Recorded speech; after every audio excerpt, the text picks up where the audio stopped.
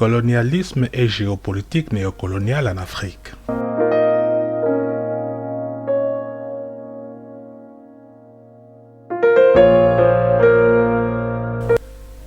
La géopolitique néocoloniale la plus dévastatrice est pratiquée à la fois par des multinationales qui représentent en fait à la fois le développement perdu et l'impossible souveraineté de l'Afrique. Le néocolonialisme démontre comment les dirigeants africains sont les marionnettes des gouvernements occidentaux. La géopolitique néocoloniale explique la nouvelle forme de pouvoir occidental visant non seulement la domination économique sur les pays africains indépendants, mais aussi la manipulation stratégique et, si nécessaire, les assassinats des dirigeants politiques africains désobéissants.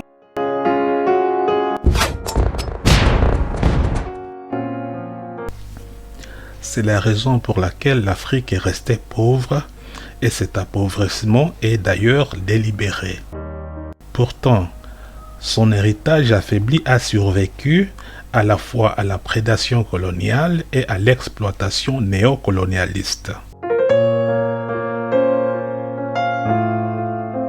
Le colonialisme, le partage du continent, ou si vous voulez, la division africaine, était conçu non seulement dans la notion de l'artificialisation des frontières, mais aussi et surtout dans la stratégie de l'exploitation intensifiée du continent africain.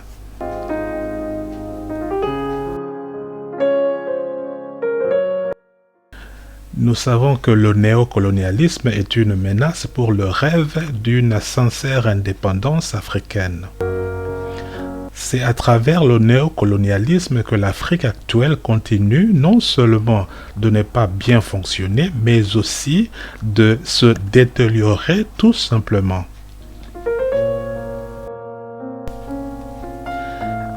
Dès que le colonialisme a pris fin et que les pays occidentaux ne pouvaient plus en bénéficier, ils ont donc cherché des nouvelles lignes de stratégie qui sont devenues globalement concevables comme des tactiques néocoloniales, impliquant ainsi un système innovant de prédation et de pillage de ressources africaines.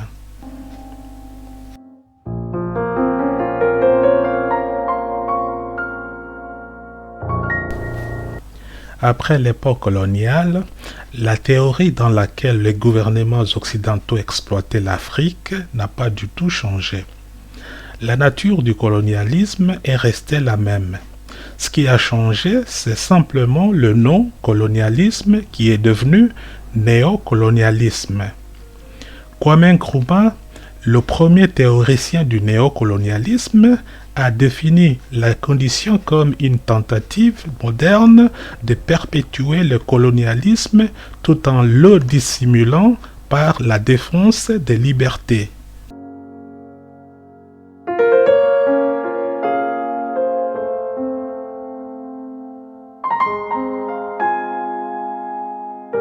Selon Kwame Nkrumah, le néocolonialisme est tout simplement un colonialisme invisible qui continue de perpétuer l'exploitation coloniale. Le colonialisme est donc un moyen pour les États puissants et les capitales des économies développées d'exercer un contrôle sur le monde africain. Kwame Nkrumah a déclaré que le néocolonialisme devrait être brièvement expliqué comme une influence occidentale prolongée pour la régulation politique et économique des pays soi-disant indépendants. Cela révèle une indépendance utopique. Par exemple, on peut dire que l'Afrique a souffert du régime néocolonial de l'Occident parce que ce dernier a supprimé toutes les tentatives d'autodétermination africaine. Pour comprendre la géopolitique néocolonialiste, il est nécessaire d'examiner les stratégies internationales de contrôle de ressources naturelles africaines, mais aussi de monopolisation des lieux d'extraction minière. Par exemple, lorsque les anciennes métropoles européennes imposent leurs desiderata aux gouvernements africains, cela s'appelle tout simplement du néocolonialisme. Une autre réalité majeure est que le système économique de l'Afrique semble exister principalement pour l'enrichissement des États occidentaux et de ses multinationales. Ce qui explique encore le fait que les chefs d'États africains sont généralement considérés comme des acolytes et des marionnettes des intérêts occidentaux, et c'est le meilleur exemple de la géopolitique européenne néocolonialiste. Il est donc clair ici que les obstacles politiques et économiques africains sont entièrement liés à la géopolitique néocoloniale et impérialiste occidentale. Ces obstacles peuvent être associés à trois facteurs significatifs. Premièrement, la désacralisation des frontières africaines par des intrusions stratégiques des organisations transnationales qui viennent également renforcer ce caractère néocolonial. Deuxièmement, l'hypocrisie de la politique occidentale qui soutient les dictateurs africains tout en imposant au continent une démocratisation mensongère. Et troisièmement, le manque de sincérité dans la priorisation de la politique de développement. Vous auriez peut-être déjà remarqué qu'ils font semblant de défendre le développement africain tout en l'aliénant afin de créer des opportunités économiques pour les gouvernements occidentaux.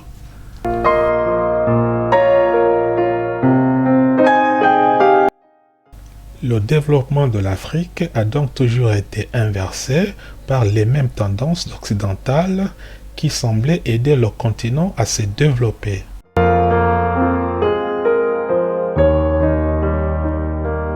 Ceci suggère le fait que l'aide occidentale au développement de l'Afrique doit être évitée parce qu'elle connote des caractéristiques néocoloniales dissimulées qui servent les intérêts des dirigeants occidentaux.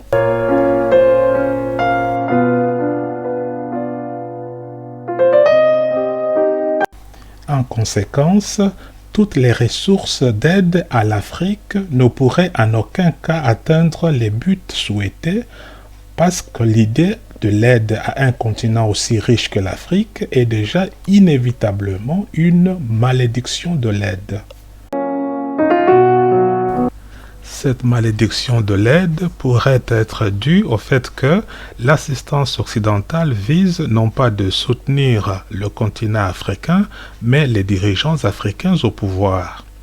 Vous comprendrez que l'aide étrangère n'existe que pour renforcer les dictateurs et nullement les peuples africains.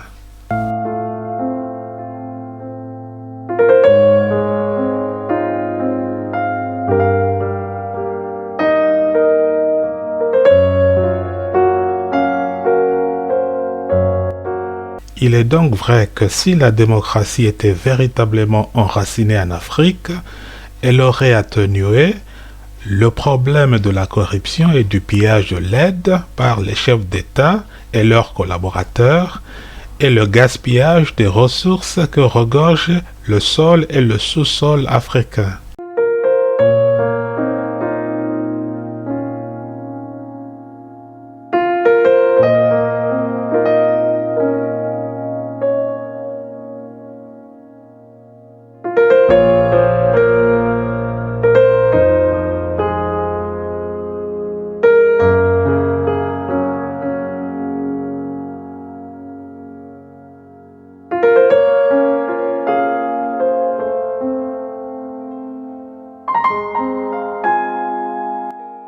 Soyez rassurés que la politique étrangère occidentale ne concerne pas le développement, mais elle vise plutôt de rendre ce développement encore plus difficile pour une seule raison, la protection des intérêts occidentaux.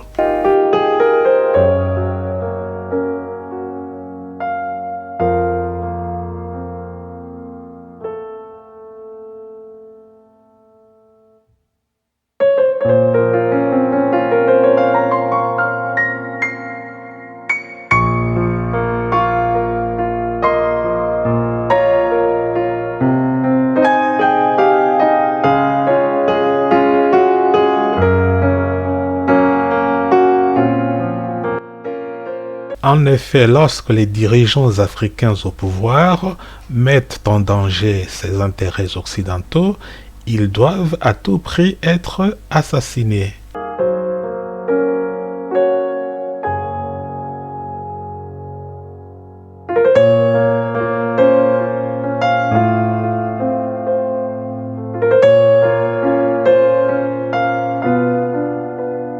C'est pour cette raison que tout dirigeant africain qui n'obéit pas aux ordres est déjà un homme à assassiner. La liste est longue, mais en voici quelques figures.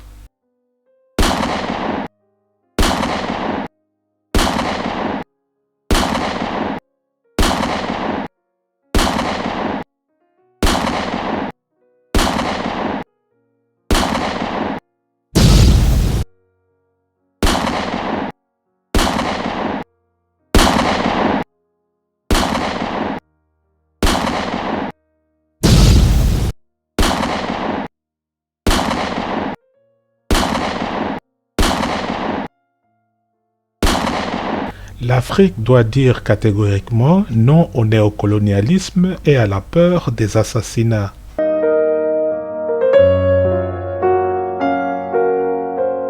Les deux plus grandes conséquences de ces assassinats sont la peur du dirigeant africain face à l'Occident et surtout l'exploitation éternelle des matières premières africaines. Sinon, vous le devinez déjà, ils seront assassinés et céderont leur place aux plus marionnettes que. Partant de cela, la géopolitique néocolonialiste peut donc être définie comme une politique zombie qui facilite la manipulation des dirigeants africains. Cette stratégie de manipulation implique le jumelage d'idéologies douteuses, conflictuelles et génocidaires pour garder le continent aussi bien dans l'oppression que dans la pauvreté.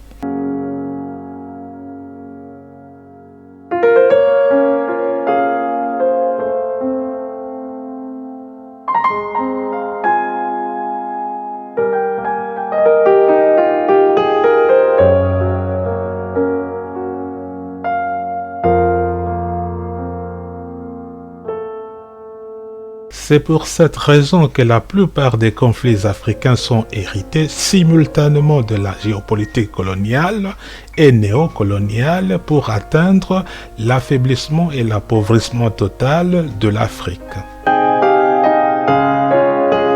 Partant de cela, on peut donc dire que c'est le néocolonialisme qui a réussi à bloquer à la fois la souveraineté des peuples africains et leurs indépendances économiques.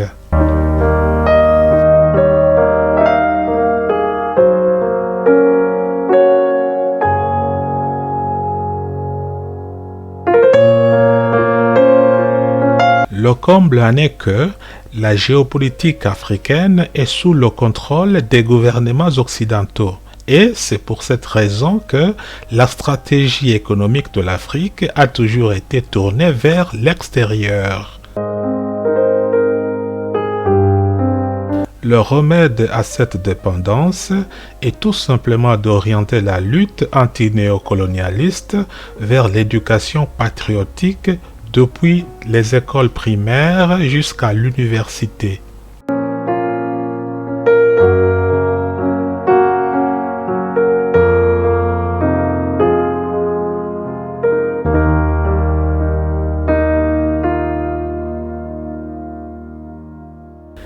Chaque enfant africain doit apprendre comment se libérer et libérer son pays et par conséquent son continent.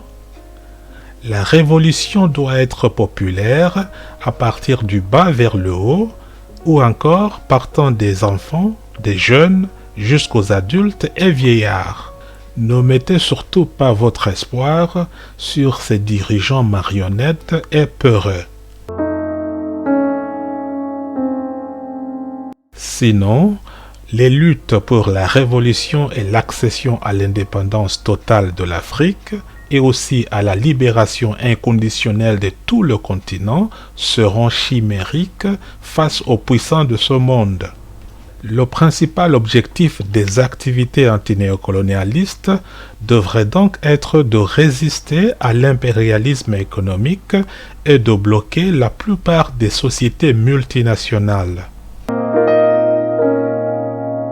La géopolitique marionnettiste doit cesser de se présenter comme le pacte néfaste imposé aux dirigeants africains à l'échelle internationale.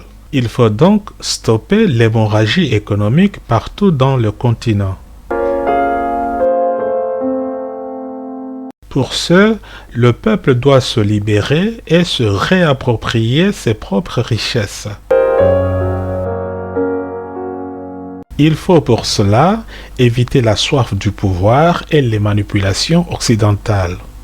Aucun chef d'État africain ne doit plus jamais succomber pendant son exercice du pouvoir, ce qui lui permettra d'éviter d'être l'agent fantoche de l'Occident. Les activités minières africaines étant l'enjeu clé du marionnettisme de nos dirigeants, il est donc temps que l'Afrique récupère tous ces domaines de l'extraction des ressources naturelles et au besoin conclure de nouveaux contrats. Il faut donc tourner le dos aux gouvernants malhonnêtes qui s'associent aux intérêts néocoloniaux tout en négligeant l'importance de la puissance et du développement des nations africaines. N'oublions pas que l'impact colonial le plus important sur l'Afrique a été sa géographie politique et la formation d'États-nations instables que l'Europe a construit à la suite de sa célèbre conférence de Berlin de 1884. Rappelons que plus de 1000 tribus africaines ont été divisées en environ 50 États.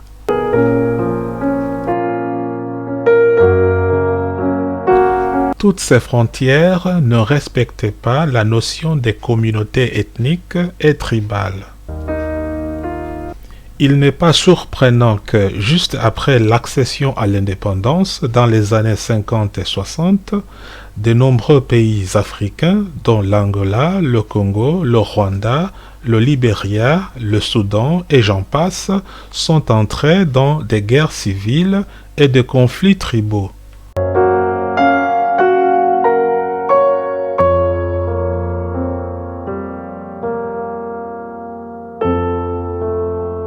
Ceci explique comment la domination coloniale a perturbé les populations africaines et a déployé les conflits ethniques.